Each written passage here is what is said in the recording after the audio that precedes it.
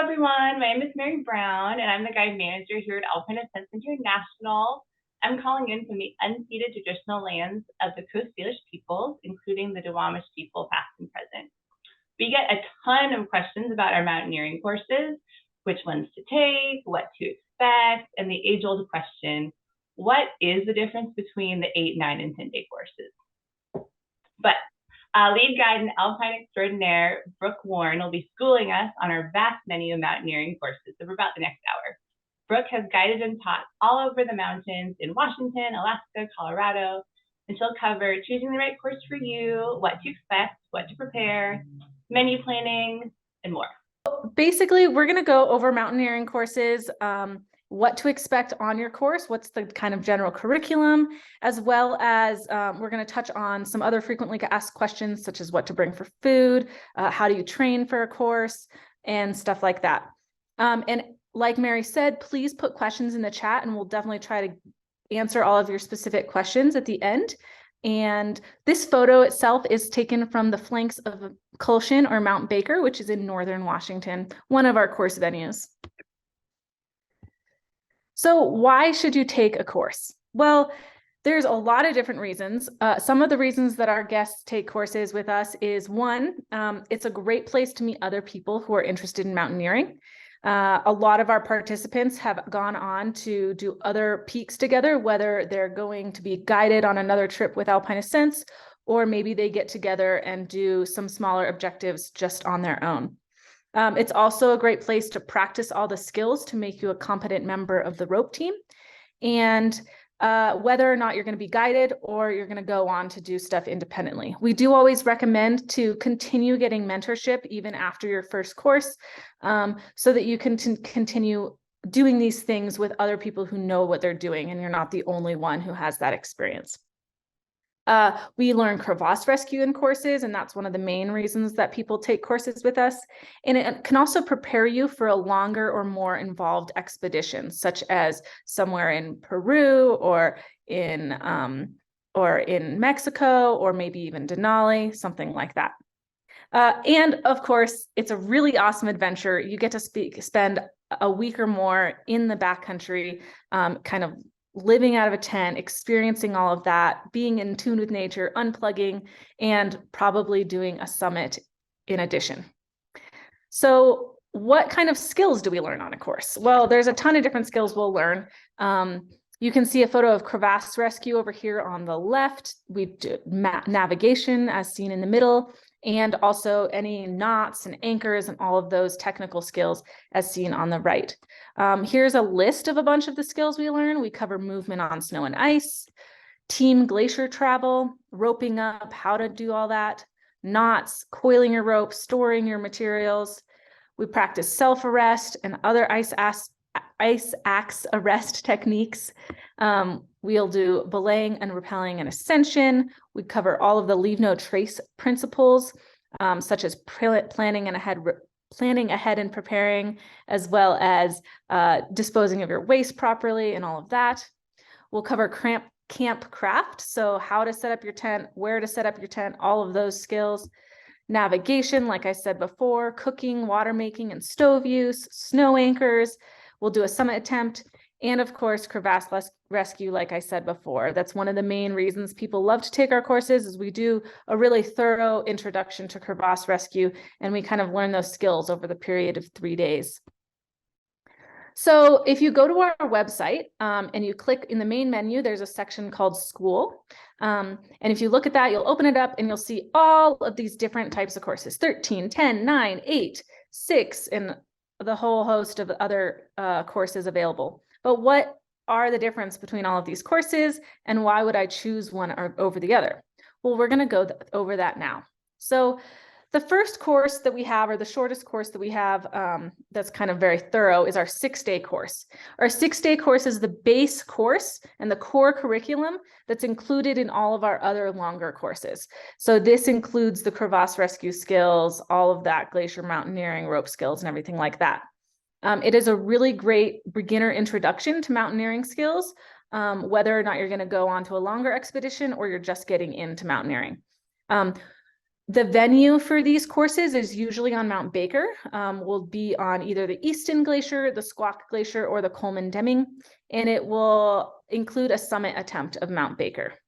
So this photo here is the approach to camp on Mount Baker, and you can see the backpack is very big. You have to carry 6 days worth of food, and you can see the top of the mountain, or Grant Peak is that peak on the left side that's kind of flat topped, and Sherman Peak is the peak on the right side with the pointy top, and then the middle is the crater.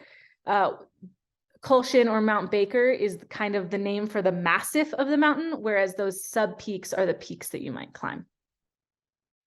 The 8-day course is basically a 6-day course in addition with a 2-day climb of Mount Rainier via the Emmons Glacier.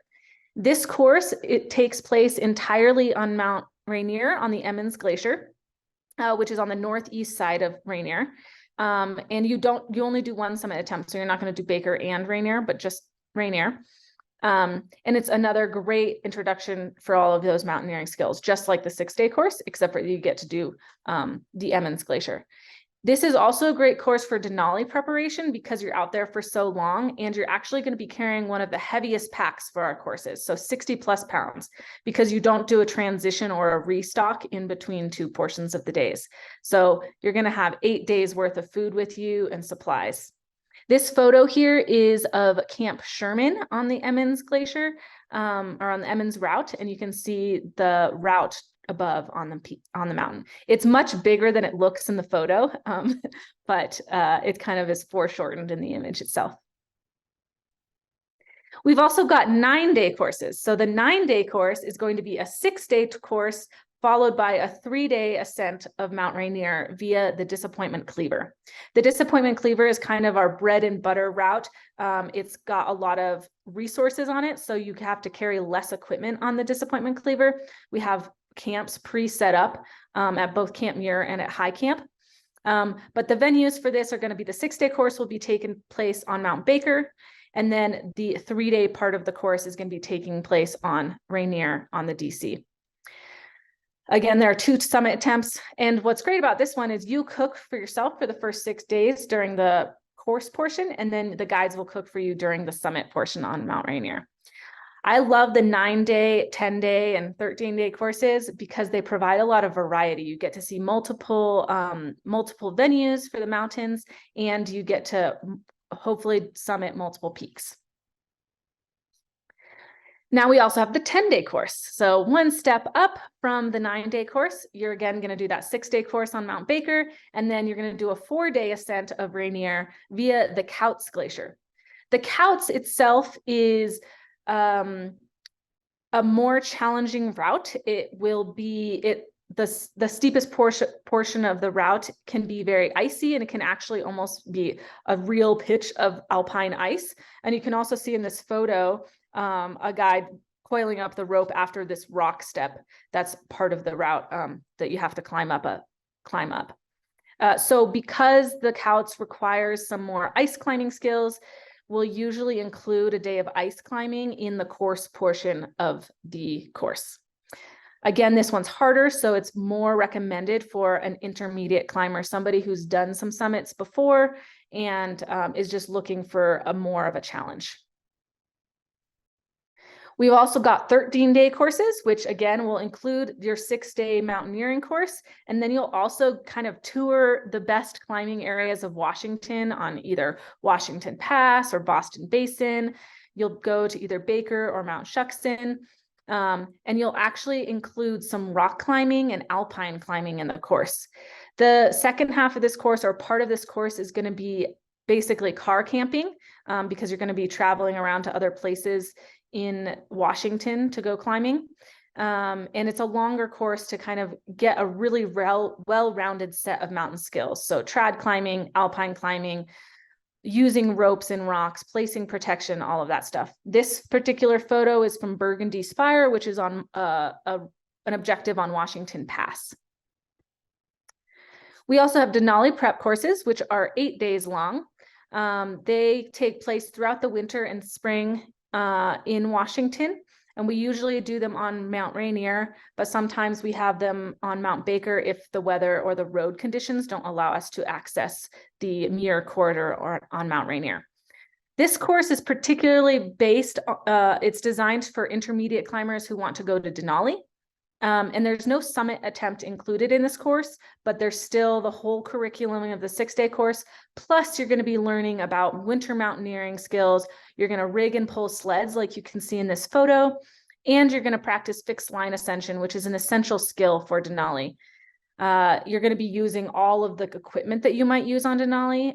And so you'll be able to practice like doing all of your rope skills with mittens on and everything like that. One question that people often ask about going to Denali, which we require you to take one of our mountaineering courses to do so, is should I take one of the other courses or should I take a specific Denali prep course? The best case scenario is you take one of our summer mountaineering course, whether it's the 6, 9, or 10-day course. And then the spring before your Denali trip, you'll take the Denali prep course because that'll prepare you more for the rigors and the conditions on Denali, whereas the summer mountaineering courses will offer you a little bit more better weather and time to practice those skills just in better weather, essentially. We also have courses in Alaska. Alaska is a great venue for learning these skills, and you get to do a bush plane flight to get out onto the glacier, which is my favorite part. But it's similar to the Denali prep course in that you're going to be learning the winter mountaineering skills, rigging and pulling sleds, and there's also going to be multiple summit possibilities. You might do radio control tower, which is this peak that you can see in the background. The large peak in the background is actually Mount Baguya or Mount Hunter, which is one of the 3 main peaks in Alaska. It's at 14,000 feet, but radio controlled tower is that smaller peak on the left. There's also Point Farine, Mount Francis, and a whole host of other really awesome smaller peaks to climb out there. You'll probably move camps during this course as well, so that you get the experience of what it's like to move camp and pull a sled each day if you're going to go do Denali. We also have intermediate courses. So our intermediate courses are also 8 days. We have them both in Alaska on the Kahiltna Glacier as well as in Washington. We do require that you complete one of our other courses or one of our more introductory courses in order to do one of these intermediate courses. And what's great about these courses is they provide a lower instructor to student ratio, so you can do really cool technical objectives that are just more complex. You also might get to learn how to lead climb, and you'll learn advanced terrain management techniques, such as how to use horns and different terrain on the mountain to help protect yourself and manage risk in 3rd, 4th, and 5th class terrain. This particular photo is taken on Forbidden Peak in Boston Basin. In addition to all of our week-plus long courses that are available, which those are the ones where you're going to learn the most content and be the most prepared to be a competent member of a rope team or go out and try this stuff on your own. We do have shorter courses as well. So we have a 1-day crevasse rescue course, which is great to kind of brush up on the skills, especially if you've learned it already. We've got backpacking and navigation courses. We've got Alpine ice climbing courses, which is a really great course to take before doing the Couts climb, if you're not going to do the full 10-day course. And we've also got rock climbing courses and other stuff like that. So definitely explore that page of our school on our website and see what's available. There's a ton of stuff that we teach in the mountains. So a little bit about the different venues that we use. So again, Kulshan or Mount Baker is our main place where we'll host most of our 6-day courses. Mount Baker has 3 different routes: the Coleman-Deming, which is on the north side, the Easton, and then the Squawk Glacier. And they are all of similar difficulty. They all ascend a steep Roman wall at the end, and they're all similar distance and similar difficulty. What's great about Mount Baker is that later in the summer, you can actually collect water that's running rather than having to melt snow to make water. So that's very convenient when you're cooking for yourself. And I also just wanted to point out that the sunsets on Mount Baker, specifically on the Easton, are some of the best sunsets I've ever seen in my life. You can see a photo of that here on the right. Mount Baker is 10,700 feet tall, and it's in the wilderness of northern Washington. It's actually an active volcano, and when you're climbing, you can actually peek down into the crater and see the sulfur steam rising from the crater, which is pretty cool. Tahoma, or Mount Rainier, is another one of our course venues. It's usually just the main venue for our 8-day course, which takes place entirely on the Emmons route, but it's also the venue for the summit portion of our 9 and 10-day courses. What's great about Mount Rainier is on our 9 and 10-day courses, the guides will be cooking for you, like you can see in the left-hand photo here. On our 9-day course, when you go up the Camp Muir corridor, we actually have established camps, and so you have a lighter pack, whereas on the Couts portion or on the 10-day course, you would have to carry all of your gear. On Mount Rainier, you might encounter some really cool route addendums, such as ladders or bridges that you have to climb up. These sorts of route addendums allow us to climb the mountain once crevasses open up, and they actually can prepare you for bigger climbs, such as Mount Everest, where they're going to be using these sorts of tools to make the route go as well. On the right here, you can see a photo of the end of the Couts route, just some climbers coming back down, and where it's really steep above it is to the right of them. Rainier itself is 14,400 feet. The Emmons is on the north side of the mountain, whereas the Couts and the DC are going to be starting from Paradise on the south side of the mountain. And then, of course, we've got Alaska. I talked about it a little bit already, but you get to fly into your course venue via a bush plane or an otter plane that you can see on the left there. These are some of the most awe-inspiring flights, and you get to see the whole range, which is the Alaska range itself is 600 miles long. It's huge, and you're going to be landing on the Kahiltna Glacier, which is the longest glacier in the Alaska range, and it's longer than 40 miles. So it's just like this huge expansive landscape to be in, and if you get a chance to do a course here, you're going to be just awe-inspired and blown away. You can see kind of how big the landscape is compared to these climbers here on the right. They're ascending radio control tower. So let's go over the itinerary and curriculum. We're going to take a peek behind the curtain. What are you going to learn on these courses specifically? And what does that itinerary look like? For day one, I will actually note here, the itinerary is, I'm going to give you a sample itinerary of what you might encounter, but that itinerary might change based on the weather, other conditions, or the guide's choices in terms of how to progress through the itinerary. But this is kind of the basics of how it's going to go. So you're going to start day one with a gear check. You're going to learn all sorts of things, gear specifics, how to plan ahead. That's one of the leave no trace principles, how to pack your pack effectively and efficiently. This is happening the morning of course start, and you're going to get a chance to acquire any rental items that you might need.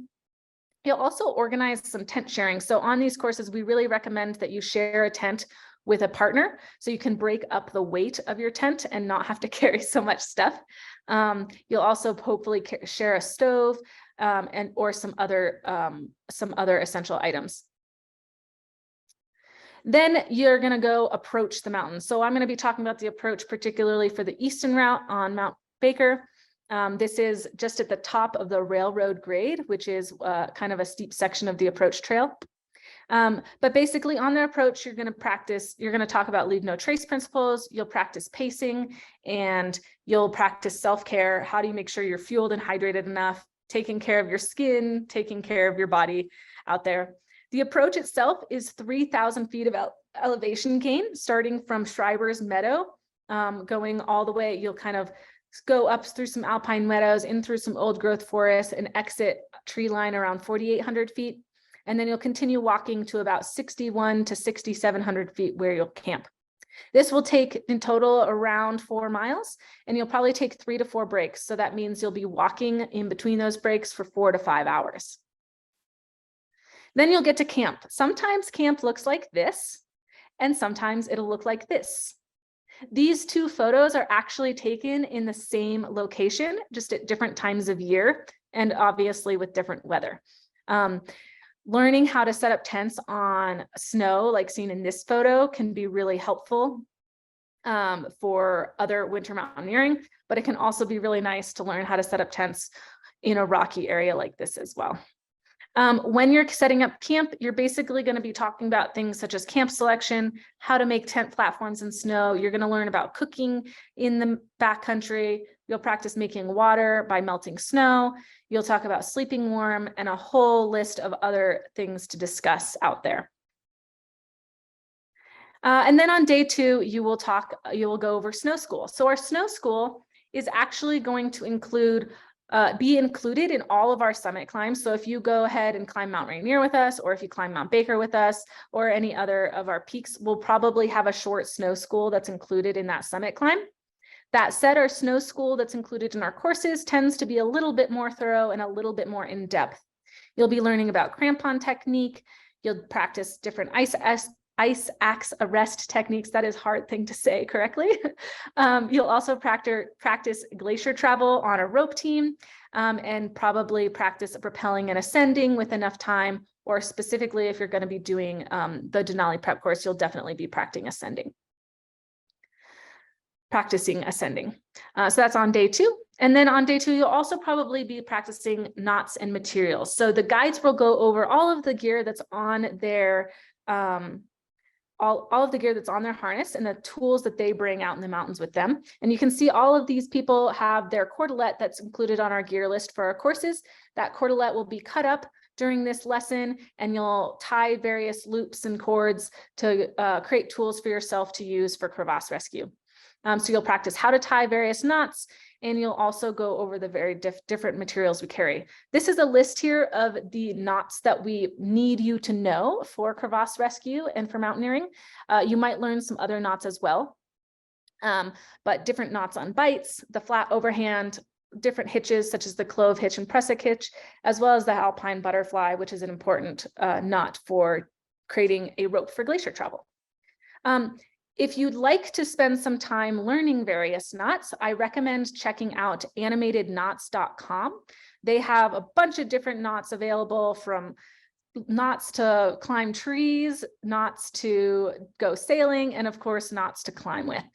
This particular photo is from the lesson on the double fisherman's bend, which I find is the most challenging knot for people to understand when we're out there in the field. But definitely take a look. Hopefully Mary can put a link in the chat that links to animatedknots.com, and you'll be able to practice all of this list of knots that you need to know for your course. And then you'll be prepared to be super savvy when you get there. Then on day 3, we'll go over snow anchors. So snow anchors are basically anchors of material, whether it's a picket, a shovel, or something else in the snow that can protect you if you're rappelling, ascending, or doing crevasse rescue, which is the main reason we're practicing snow anchors. But you'll be going over snow characteristics. You'll be going over various orientations of pickets that you can use. And you'll also practice equalizing the anchor. So you're going to be using some of the knots that you learned the day before to equalize your anchors and make a multi-point anchor in the snow. This here is a video from the AMGA and Outdoor Research about snow anchors. I highly recommend checking that out ahead of time or even after your course, just to review. Just so you know, the AMGA is the American Mountain Guides Association, and they train mountain guides in the United States. And we highly recommend always getting training, whether for mountaineering or rock climbing or anything else, from an AMGA accredited business. Alpine Ascents is an AMGA accredited business, and so we have the proper training to teach you these techniques. On day 3, you'll probably also go over mechanical advantage. So you're going to be practicing pulley systems specifically for your mechanical advantage, and you're going to hopefully be able to understand the ratio of the loads in a pulley system. And you're going to specifically learn how to set up a 3-to-1 pulley for your crevasse rescue setup. And then finally, you're going to have a guide demo, and then hopefully do a dry run yourself of crevasse rescue itself. Here is the list of steps for crevasse rescue. that you're going to learn. So you're going to learn how to rest the fall, which you did during snow school. You learned how to do that.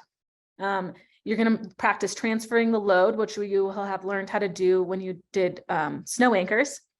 You're going to check on the victim and prep the lip, which requires some shoveling technique, which you will have learned during your camp setup, how to shovel efficiently and effectively.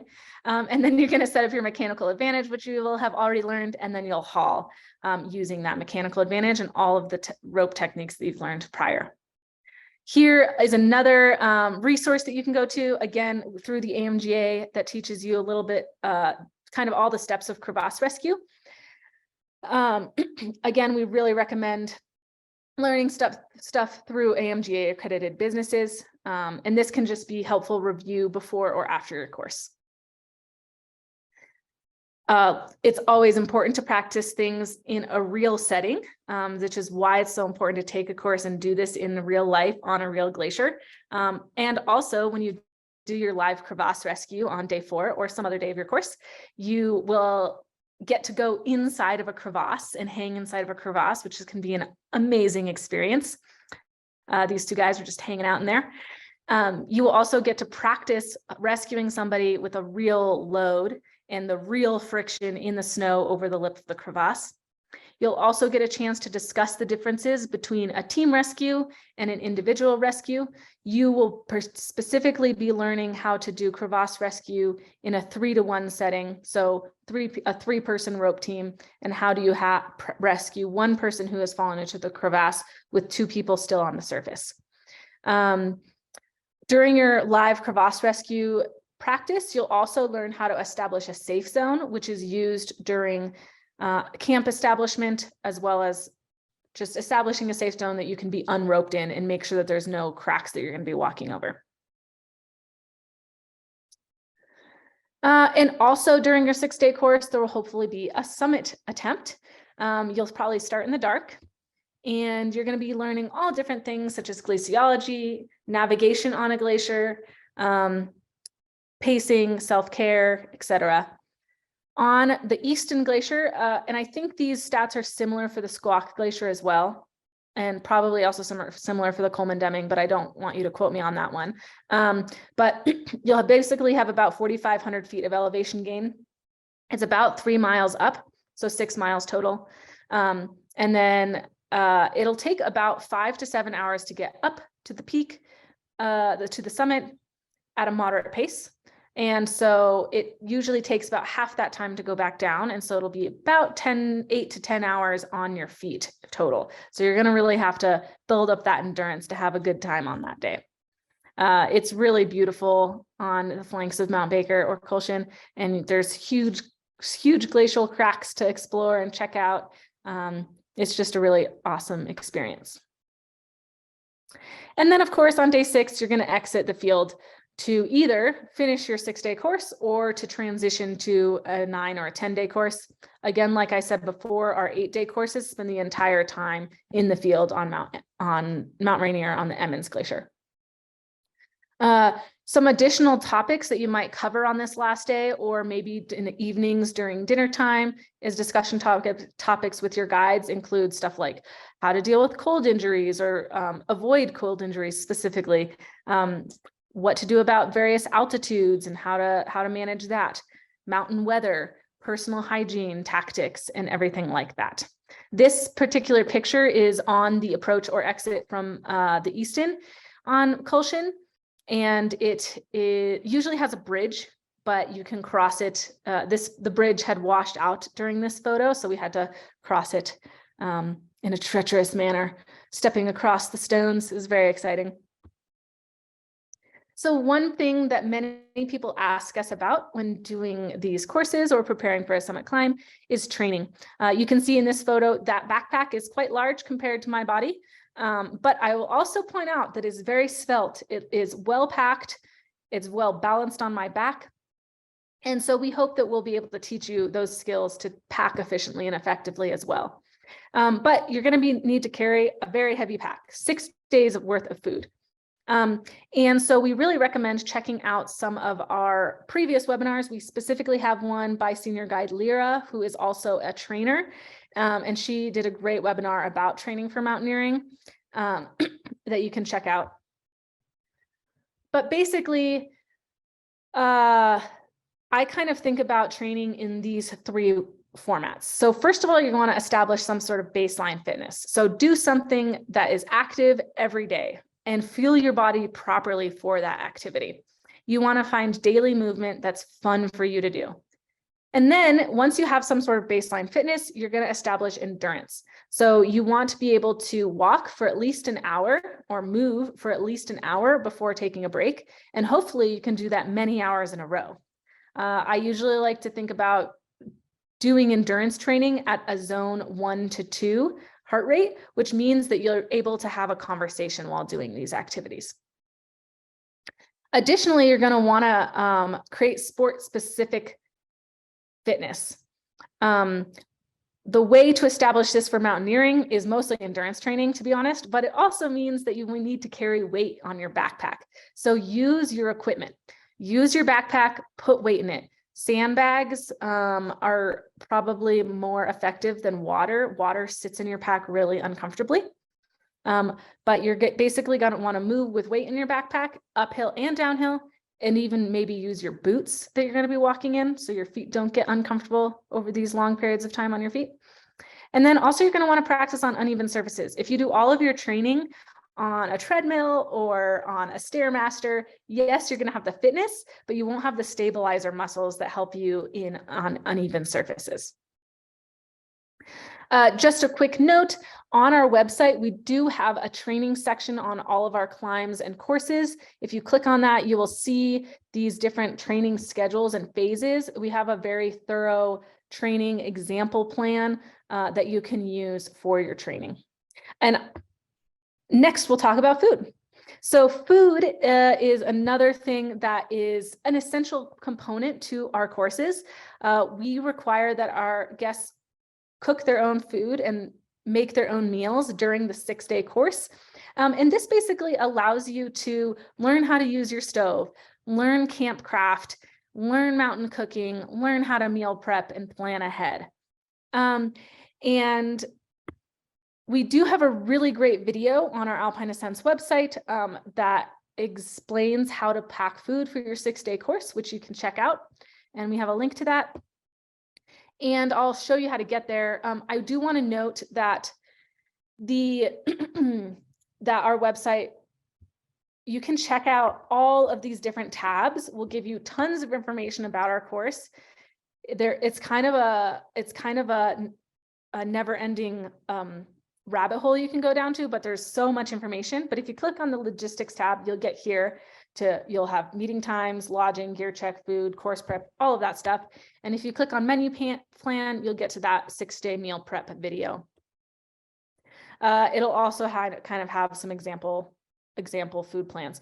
We also have on our website some blog posts that are really great examples of different foods for your 6-day course or for your summit climbs. I personally love to bring various things. Like for breakfast, I like to bring either like a bagel and cream cheese and whatever other thing I want to put on that, or you can take instant oatmeal and make it more delicious by putting freeze-dried fruit or nuts or even peanut butter in it to make it a little bit heartier. And then for dinners, I usually like to bring some sort of easy to cook, quick to cook thing like ramen or quick rice, or even those like tasty bites things, although they are heavy, and then adding maybe some tofu or other meat product or vegetables that keep really well, such as carrots or kale or something like that. And then adding that into that quick to make carb. And then that's my great dinner. There's also tons of great freeze-dried bagged meals that you heat up in, like boil in a bag meals that are super delicious. Tons of different brands out there that I think are all mostly really good. So don't be afraid to try those either.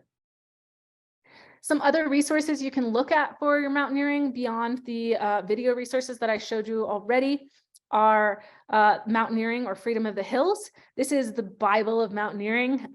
It has tons of information that goes far beyond the scopes of our courses. into super technical skills. That said, if you are really interested in mountaineering and you want to learn the most that you can, this is the kind of like the book to get.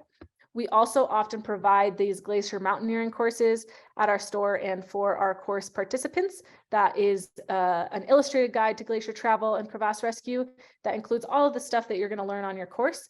And it has really great little cartoons in it that are funny to read and kind of help you remember the skill sets. So I think with that, that is all I have to share. So we can ask some questions. This is a marmot that is seen on pretty much all of our venues. Marmots love to hang out in the North Cascades. So you'll probably see one of those if you take a course or do a summit climb. Such a cute marmot. And Brooke, that was amazing. What a great presentation. Yay. Any questions? Any questions? I don't see any questions in the Q&A. So now's your chance. You have Professor Brooke here to answer all your questions. It seems like folks were just okay. I just covered all of the questions. Basically. You were too good. Question coming in. Do you have specific ice climbing courses? We do. We do have specific ice climbing courses. If you take our 10-day course, the 6-day portion of the course will include ice climbing on the seracs at the base of the Coleman Glacier. And we also have a 2-day ice climbing seminar that's available as well. So yes. And I dropped the ice climbing courses that we have. Oh yeah, go for it. I will have to say the ice climbing courses that we have, sorry, the ice climbing courses that we have are Alpine ice. So it's climbing glacial ice. If you are interested in learning how to climb water ice, I highly recommend checking out guide services in either Colorado or Montana or even Michigan, where you'll be able to learn how to climb water ice. Excellent. And I dropped the link to our Alpine ice climbing course in the chat. Let's see. Perfect. Okay. Ooh, okay, next question. Are double boots required for the 6th and 8th-day courses? Not necessarily. So it really depends on the time of year and the conditions during your course. The gear staff will let you know ahead of time. Hopefully will let you know ahead of time prior to your trip whether you're going to need double boots. Definitely in our early season courses, we do require double boots. So I think most of our courses in April and May are going to require double boots. Additionally, our courses in Alaska definitely require double boots. Excellent. And then I also popped in the chat this blog post you wrote a couple weeks ago all about what boots you need, and it breaks down all the courses, what season, and you can kind of like choose your course in your season, and it'll tell you if it's going to be single level boots. Super helpful. Okay, we have a question in the chat. On the prep list for the 8th-day Rainier, it calls for an ice axe. How will we be using the ice axe on the course? That's a great question. So an ice axe is going to be required on all of our courses. So an ice axe is an essential tool for all mountaineering. And basically it's used to arrest your fall if you were to slip and fall. And it also serves as a way to arrest the fall of your team member on your rope team if they were to fall in a crevasse. So basically it helps you stop falling. Additionally, an ice axe will help you stay in balance when you're climbing in general. Excellent answer. What other ones? Oh, I see a question in the chat. Do you offer one-on-one guide trainings, private courses? I'll answer that one. We do offer private courses. You can just reach out to climb@alpineascents.com with your when you're trying to go, what skills you're trying to cover, whether it be alpine ice climbing or a certain venue you want to check out, like El Dorado or Boston Basin, and we will see if we can accommodate. We usually can. We have a lot of guides on staff, and we love doing private climbing courses. And I will, in the chat, pop in the part on the website that is the price list for all of those. We have like peak season prices, which are more expensive, and off-peak season prices. While I do that, Brooke, will there be any ice climbing on the 8-day Rainier course? The 8-day course does not specifically have ice climbing in the curriculum, and there's also not really a great spot to do it on that particular glacier. The 10-day course is the course where it's going to include ice climbing, or you can take our 2-day ice climbing seminar.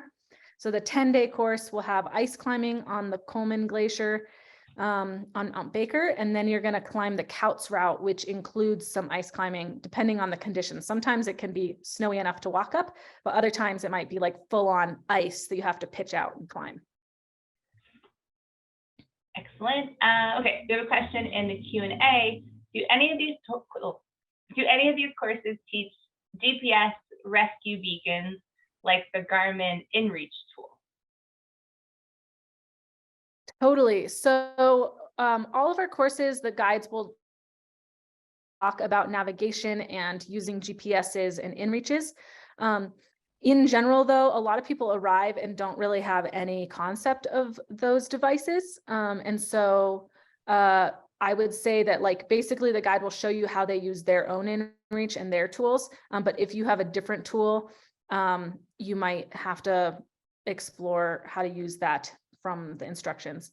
But I will say like we cover backcountry navigation and glacial navigation using GPSs like InReaches, as well as phone GPSs and apps such as CalTopo or Gaia or OnX GPS and stuff like that. So we'll cover kind of like all of the different tools that we use to navigate.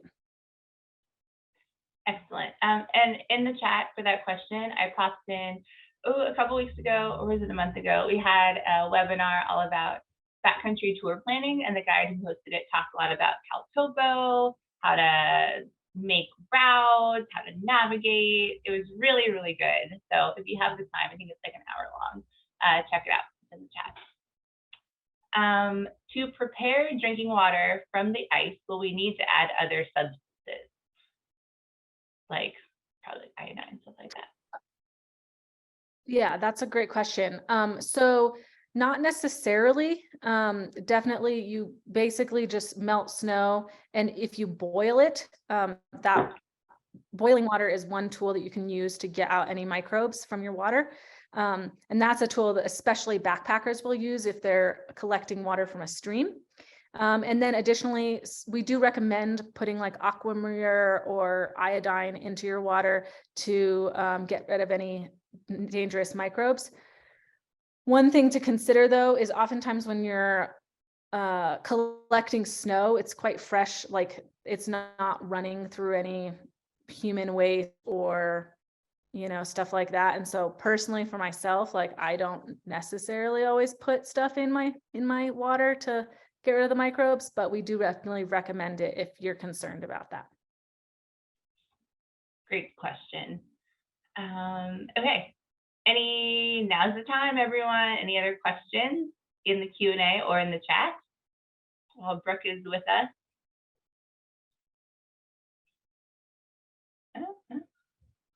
Going once, going twice, going 3 times. Oops. Quickly. We have a quickly from Sean O'Brien. Quickly. We are waiting with bated breath.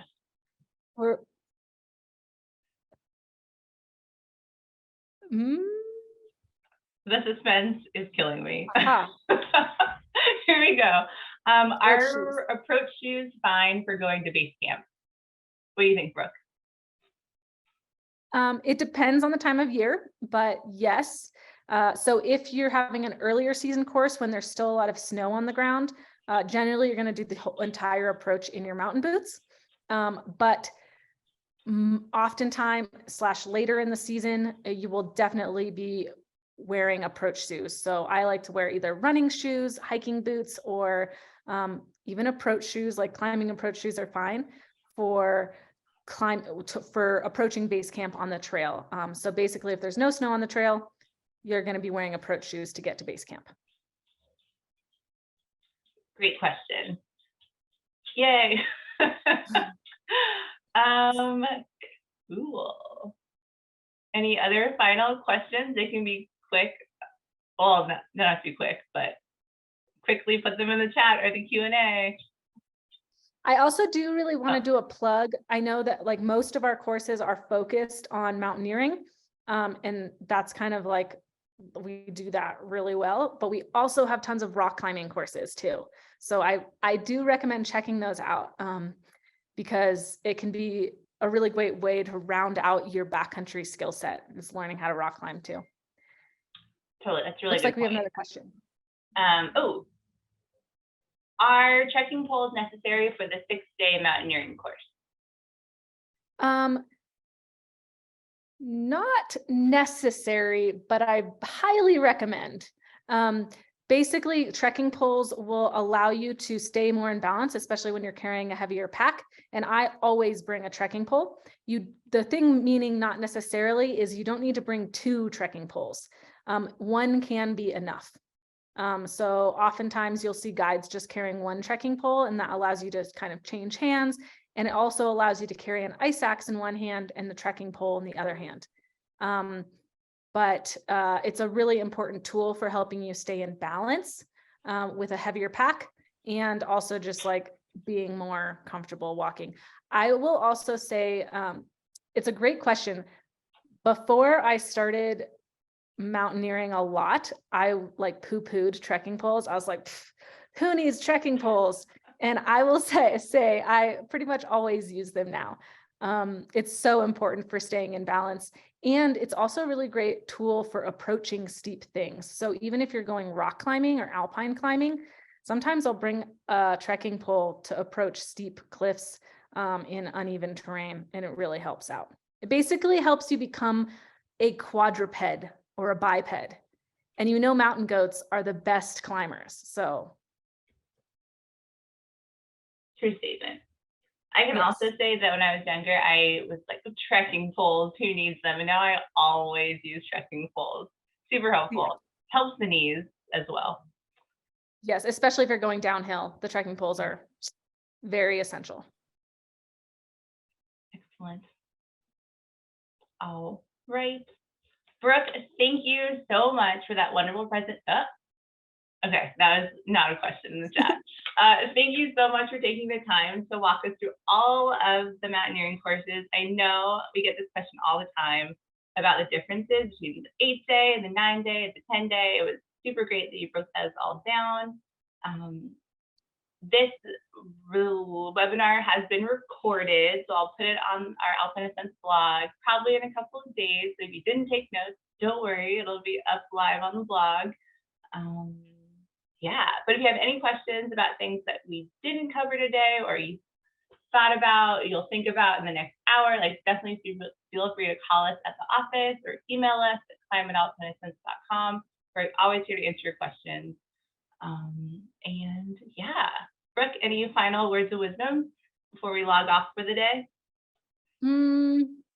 I would just say that taking a course is probably the best way to, 1, become really competent at being a good member of a rope team for climbing any of our summit climbs. So like, even if you're just doing like a 3-day Rainier, doing a course to prepare for that can be super helpful. And then also, they're going to just help you just gain a huge swath of skills.